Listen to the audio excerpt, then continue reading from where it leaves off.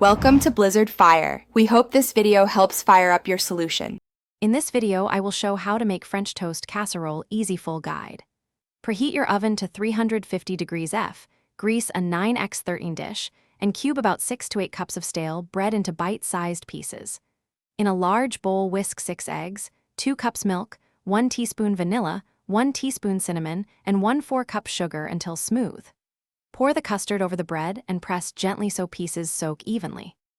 Allow the bread to soak so it absorbs the custard completely, which prevents dry spots and makes each bite custardy and tender.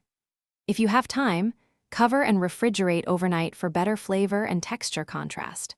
Fold in fruit or chocolate chips just before baking to keep them intact, and press the top layer gently so the custard settles throughout the casserole for an even bake and consistent moisture in every serving.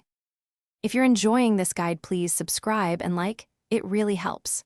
Quick recommendation: life is better with cozy gear, so consider Darn Tough socks for reliable comfort and a lifetime warranty, perfect while you wait for your casserole to bake.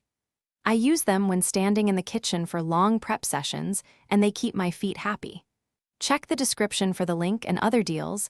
Then now let's get back to the video.